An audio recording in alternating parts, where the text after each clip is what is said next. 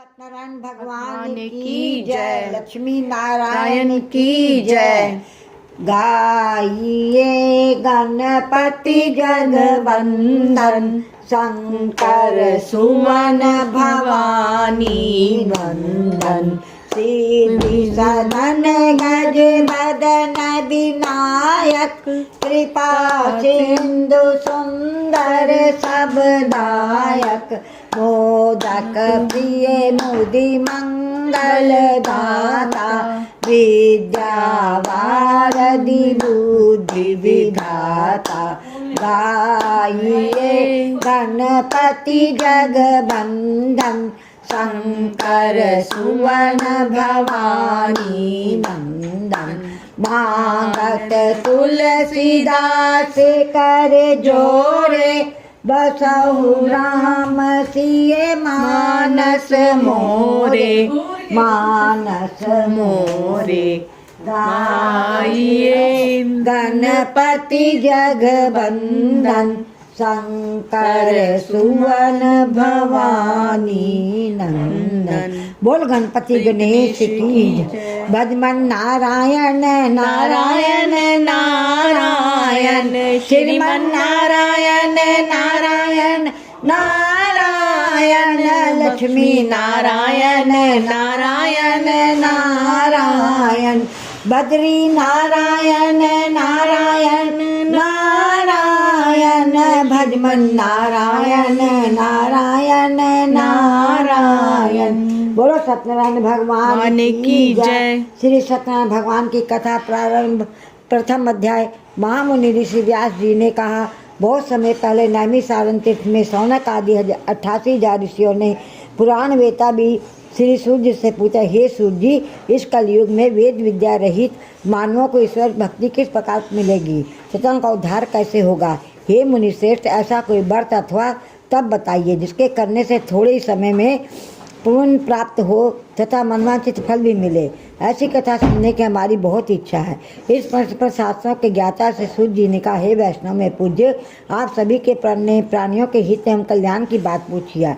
अब मैं उस श्रेष्ठ व्रत को आप लोगों से कहूँगा जिसे मुनि श्रेष्ठ नारद जी ने श्री लक्ष्मीनारायण भगवान से पूछा था, और श्री लक्ष्मीनारायण भगवान ने मुनि श्रेष्ठ नारद जी को बताया था। आप सभी श्रेष्ठगण यह कथा ध्यान से सुने। मुनिनाथ सुनो, यह सत्य कथा सब काले होए महासुखदायी, भव ताप हरे और मनोरथ पूर्ण करे, सुख संपत्ति के अधिकारी, अति संकट में दुख दूर करे, सब ठौर कुठौर में होत सहाई।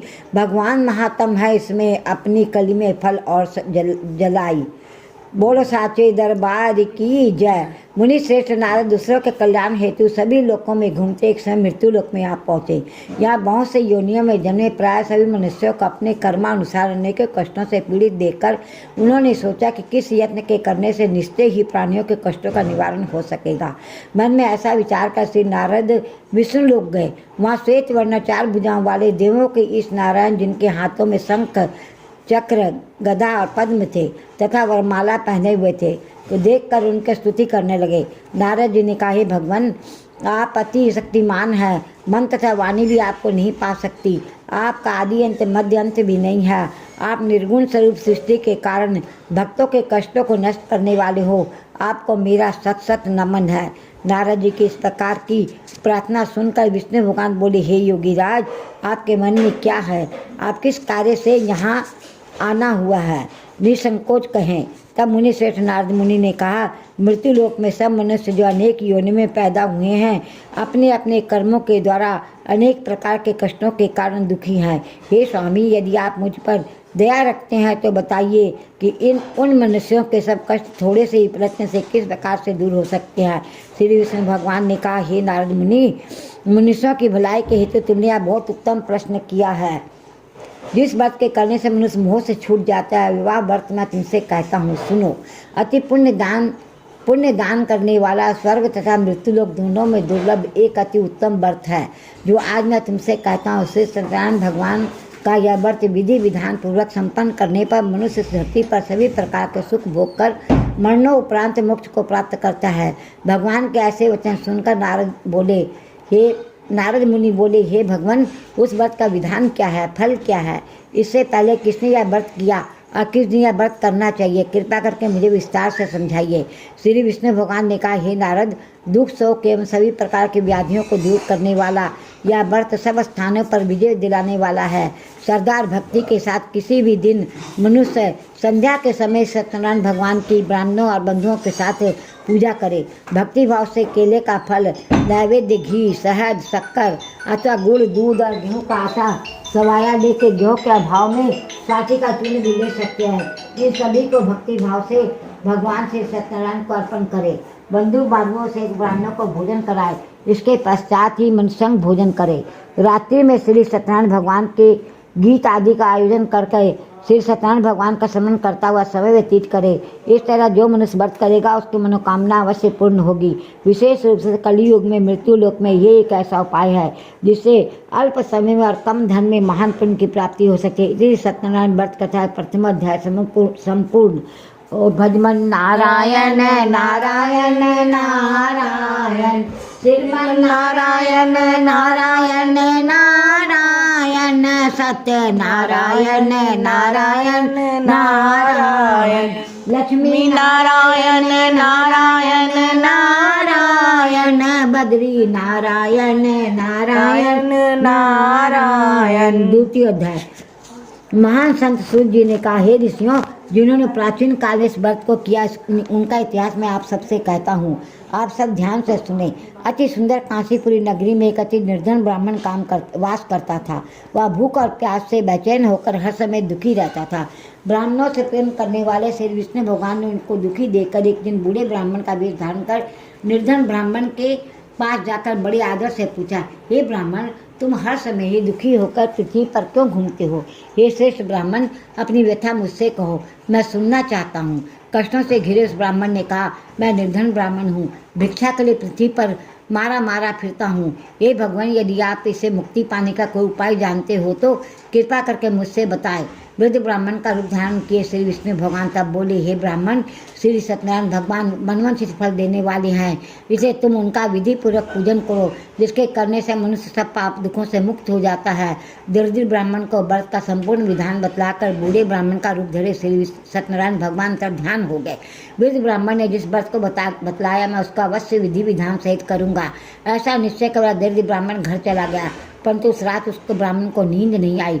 अगले दिन वह जल्दी उठा और श्री सत्यनारायण भगवान का व्रत करने का निश्चय कर भिक्षा के लिए चल दिया। उस दिन उसको भिक्षा में अधिक धन मिला, जिससे उसने पूजा का सारा सामान खरीदा और घर आकर अपने बंधु बांधवों के साथ विधि पूर्वक भगवान से सत्यनारायण का व्रत किया। इसके करने से वह गरीब ब्राह्मण सब कष्टों से छूटकर अति धनवान हो गया। उस समय से वह ब्राह्मण हर मास व्रत करने लगा। सत्यनारायण भगवान के व्रत को जो शास्त्र विधि के अनुसार श्रद्धा पूर्वक करेगा, वह सब कष्टों से छूटकर मोक्ष प्राप्त करेगा। जो भी मनुष्य सत्यनारायण भगवान का व्रत करेगा, वह सब कष्टों से छूट जाएगा। इस तरह नारद जी से सत्यनारायण भगवान का कहा हुआ यह व्रत मैंने तुमसे कहा। हे श्रेष्ठ ब्राह्मणों, अब आप और क्या कथा सुनना चाहते हैं मुझे कहें। तब ऋषियों ने कहा, हे मुनीश्वर, संसार में इस विप्र से सुनकर किसने इस व्रत को किया, इस समय सब सुनना चाहते हैं। मुनियों से ऐसे सुनकर श्री सूत जी ने कहा, हे मुनिगण, जिस प्राणी ने इस व्रत को किया उन सबको कथा सुनो। एक समय इसी धनी ब्राह्मण बंधु बांधवों के साथ शास्त्र विधि के अनुसार अपने घर पर ही सत्यनारायण भगवान का व्रत कर रहा था। उसी समय एक लकड़ी बेचने वाला बूढ़ा व्यक्ति वहाँ आया। उसने सिर पर रखा लकड़ियों का गट्ठर बाहर रख दिया और ब्राह्मण के मकान में चला गया। प्यास से बेचैन लकड़हारे ने विप्र को व्रत करते देखा। वह प्यास को भूल गया। उसने विप्र का अभिनंदन किया और पूछा, हे ब्राह्मण, आप यहाँ किसका पूजन कर रहे हैं? इस व्रत को करने से क्या फल मिलता है? कृपा करके मुझे बताए। तब उस ब्राह्मण ने कहा, सब इच्छाओं को पूर्ण करने वाला यह श्री सत्यनारायण भगवान का व्रत है। इन्हीं की कृपा से मेरे यहाँ धन एवं ऐश्वर्य का आगमन हुआ है। ब्राह्मण से इस व्रत के बारे में जानकर वह लकड़हारा अत्यंत प्रसन्न हुआ। भगवान का चरण लेकर भोजन करने के पश्चात अपने घर को चला गया। और फिर अगले दिन लकड़हारे ने अपने मन में संकल्प किया, आज गांव में लकड़ी बेचने से जो धन मिलेगा उसी से भगवान सत्यनारायण का श्रेष्ठ व्रत करूंगा। मन में ऐसा विचार कर लकड़हारा लकड़ियों का गट्ठर अपने सिर पर रखकर जिस नगर में धनवान लोग रहते थे, ऐसे सुंदर नगर में गया। उस दिन उनको लकड़ियों का दाम पहले दिनों से चौगुना मिला। तब वह बूढ़ा लकड़हारा बहुत प्रसन्न होकर पक्के केले, शहद, शक्कर, घी, दही, दुग्ध और गेहूँ का चूर्ण इत्यादि श्री सत्यनारायण भगवान के व्रत की सभी सामग्री लेकर अपने घर आया। फिर उसने अपने बंधु बांधवों को बुलाकर विधि विधान के अनुसार भगवान का पूजन एवं व्रत किया। इस व्रत के प्रभाव से वह बूढ़ा लकड़हारा धन धान से युक्त हुआ और संसार के समस्त सुख भोग कर बैकुंठ को चला गया। इति श्री सत्यनारायण व्रत कथा द्वितीय अध्याय संपूर्ण। बोलो सत्यनारायण भगवान की जय। भजमन नारायण नारायण नारायण, श्रीमन नारायण नारायण नारायण, सत्यनारायण नारायण नारायण, लक्ष्मी नारायण नारायण नारायण, बद्री नारायण नारायण नारायण। तृतीय अध्याय। श्री सूत जी बोली, हे श्रेष्ठ मुनियों, अब मैं आगे की एक कथा कहता हूँ। प्राचीन काल में उल्कामुख नाम का एक महान ज्ञानी राजा था। वह जितेंद्रिय और सक्त वक्ता था। प्रतिदिन मंदिरों में जाता तथा गरीबों को धन देकर उनके दुखों को दूर करता था। उसकी पत्नी कमल के समान सुंदर मुख वाली और सती साध्वी थी। एक दिन भद्रशिला नदी के तट पर वे दोनों विधि विधान सहित श्री सत्यनारायण भगवान का व्रत कर रहे थे। उसी समय वहाँ साधु नाम एक वैश्य आया। उसके पास आकर व्यापार के लिए बहुत सा धन था। वह वैश्य नाव को नदी के किनारे पर ठहरा कर राजा के पास आया। राजा को व्रत करते देखकर उसने विनम्रतापूर्वक से पूछा, हे राजन, ये आप क्या कर रहे हैं? मेरी सुनने की इच्छा है, कृपया आप या मुझे भी समझाइए। महाराज उल्कामुख ने कहा, हे वैसे, मैं अपने बंधु बांधवों के साथ पुत्र की प्राप्ति के लिए श्री सत्यनारायण भगवान का व्रत का पूजन कर रहा हूँ। राजा के वचन सुनकर साधु नामक वैश्य ने आदर से कहा, हे राजन, मुझे भी इसका संपूर्ण विधि विधान बताए। मैं भी आपके कहे अनुसार इस व्रत को करूँगा। मेरी भी कोई संतान नहीं है। मुझे विश्वास है इस उत्तम व्रत के करने से अवश्य मुझे भी संतान होगी। राजा से व्रत के सब विधान सुन व्यापार से निर्वृत्त हुआ वैश्य सुखपूर्वक अपने घर आया। उसने अपनी पत्नी को संतान देने वाले उस व्रत के विषय में सुनाया और प्रण किया कि जब मेरी संतान होगी तब मैं इस व्रत को करूँगा। वैश्य ने यह वचन अपनी पत्नी लीलावती से भी कही। एक दिन उसकी पत्नी लीलावती सत्यनारायण भगवान की कृपा से गर्भवती हो गई। 10वें महीने में उसे अति सुंदर कन्या को जन्म दिया। दिनों दिन वह कन्या इस तरह बढ़ने लगी जैसे शुक्ल पक्ष का चंद्रमा बढ़ता है। कन्या का नाम उन्होंने कलावती रखा।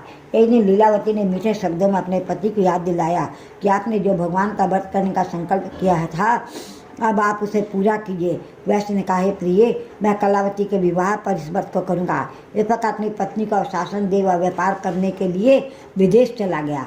कलावती पितृगृह में वृद्धि को प्राप्त हो गई। लौटने पर साधु ने जब नगर में सखियों के साथ अपनी वयस्क होती पुत्री को खेलते देखा तो उसके विवाह की चिंता हुई। तब उसने एक दूत को बुलाकर कहा कि इसकी पुत्री के लिए कोई सुयोग वर देख कर लाए। दूत साधु नामक उस वैश्य की आज्ञा पाकर कंचन नगर पहुंचा और देखभाल कर वैश्य की कन्या के लिए एक सुयोग वाली पुत्र ले आया। उस सहयोग लड़के के साथ साधु नामक वैश्य ने अपनी बंधु बांधवों सहित प्रसन्न चित्त होकर अपनी पुत्री का विवाह कर दिया।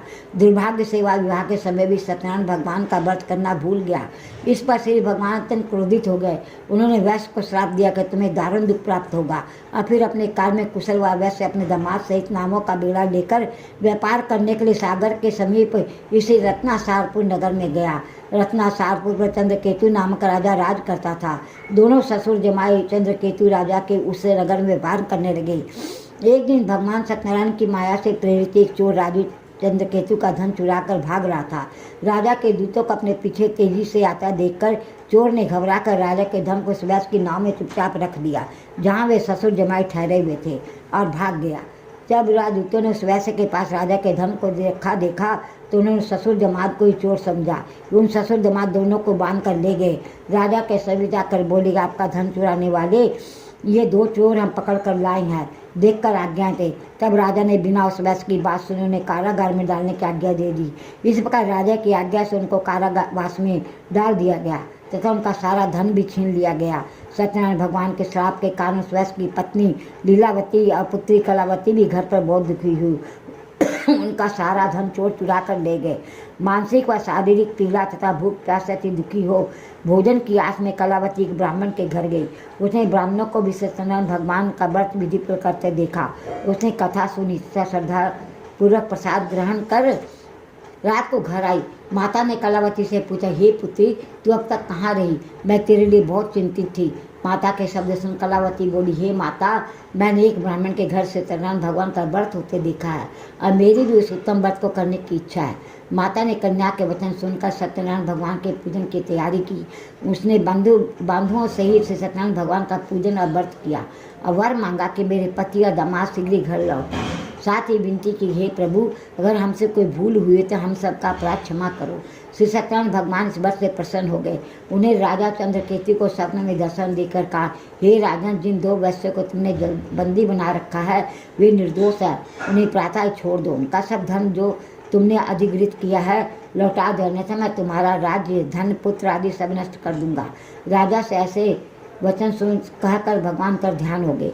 और फिर प्रातः का राजा चंद्रकेतु ने दरबार में सबको अपना स्वप्न सुनाया और सैनिकों को आज्ञा दी कि दोनों वैश्य को कैद से मुक्त कराकर दरबार में ले आए। दोनों ने आके राजा को प्रणाम किया। राजा ने कोमल वचनों से कहा, हे मान भाव, तुमने अज्ञानता व ऐसा कठिन दुख प्राप्त हुआ है, अब तुम्हें कोई भय नहीं है, तुम मुक्त हो।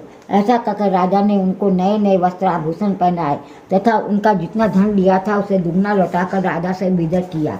दोनों वैश्य अपने घर को चल दिए। इसी श्री सत्यनारायण व्रत कथा तृतीय अध्याय समाप्तम। भजमन नारायण नारायण नारायण, श्रीमन नारायण नारायण नारायण, सत्य नारायण नारायण नारायण, लक्ष्मी नारायण नारायण नारायण, बद्री नारायण नारायण नारायण। चतुर्थ अध्याय। सूर्य जी ने आगे कहा, वैश्य ने यात्रा आरंभ की, अपने नगर की ओर चला। उनके थोड़ी दूर आगे बढ़ने पर दंडी वेशधारी श्री सत्यनारायण भगवान ने उसकी परीक्षा लेने हेतु उनसे पूछा, हे वैश्य, तेरे नाम में क्या है? अभिमानी वाणी हंसता हुआ बोला, हे दंडी, आप ऐसा क्यों पूछते? क्या धन लेने की कामना है? मेरे नाव में तो बेल और पत्ते भरे हैं। वैसे कैसे वचन सुनकर दंडी वेशधारी श्री सत्यनारायण भगवान बोले, तुम्हारा वचन सत्य हो। ऐसा कहकर वे वहाँ से चले गए और कुछ दूर जाकर समुद्र के तट पर बैठ गए। दंडी महाराज के जाने के पश्चात वैश्य ने नित्य क्रिया से निवृत्त होने के बाद नाव को ऊंची उठी देखकर अचंभा किया तथा नाव में बेल आदि पत्ते आदि देकर मूर्छित हो जमीन पर गिर पड़ा। मूर्छा खुलने पर अति शोक करने लगा। तब उसके दामाद ने कहा, आप शोक न करें, यह दंडी महाराज का श्राप है, अतः हमें उनकी शरण में ही चलना चाहिए, वही तुम्हारे दुखों का अंत करेंगे। दामाद के वचन सुनकर वह वैसे दंडी भगवान के पास पहुंचा।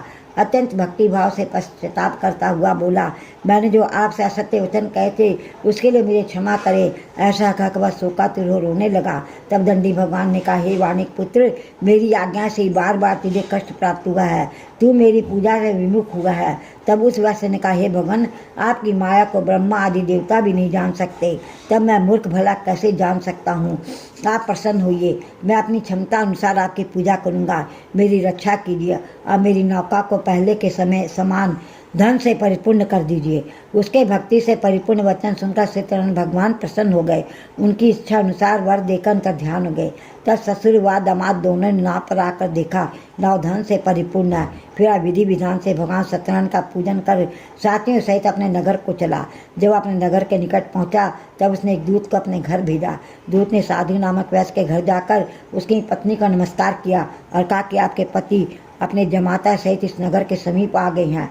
लीलावती और उसकी कन्या कलावती उस समय भगवान का पूजन कर रही थी। दूत का वचन सुनकर साधु की पत्नी ने बड़े हर्ष के साथ सत्यनारायण भगवान का पूजन पूर्ण किया। अपनी पुत्री से कहा, मैं अपने पति के दर्शन को जाती हूँ, तो पूजन पूर्ण कर शीघ्र आ जाना। परंतु कलावती पूजन एवं प्रसाद छोड़कर अपने पति के दर्शन के लिए चली गई।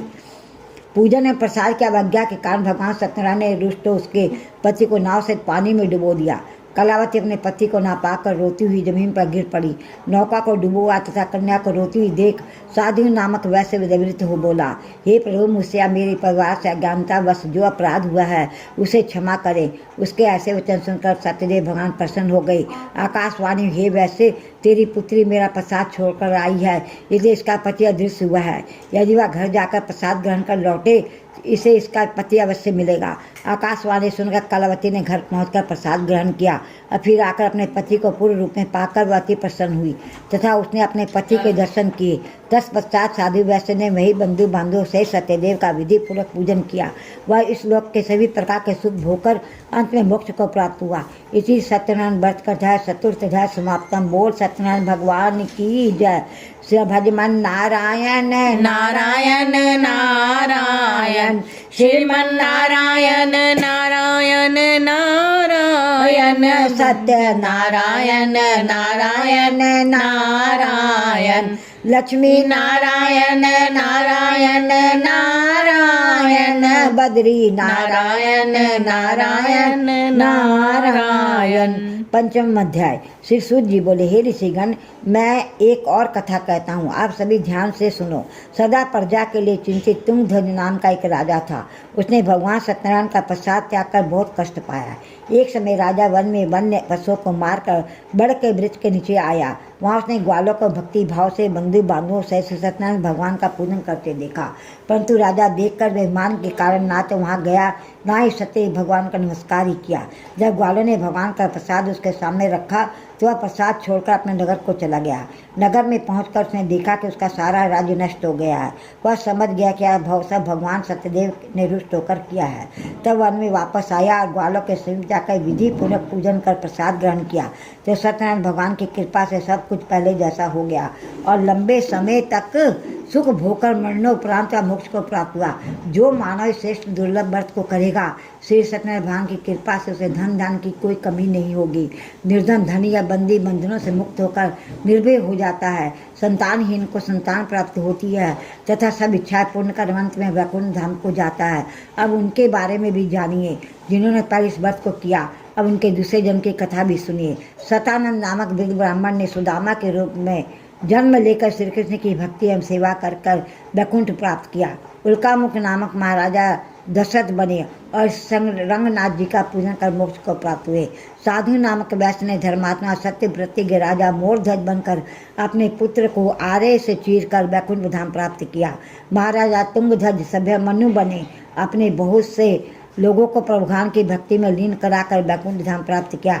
लक्कड़हारा अगले जन्म में घू नामक निषाद राजा बना, जिसने राम के चरणों की सेवा कर अपने सभी जन्मों को संवार लिया। इसी श्री सत्यनारायण व्रत का अध्याय पंचम अध्याय संपूर्ण।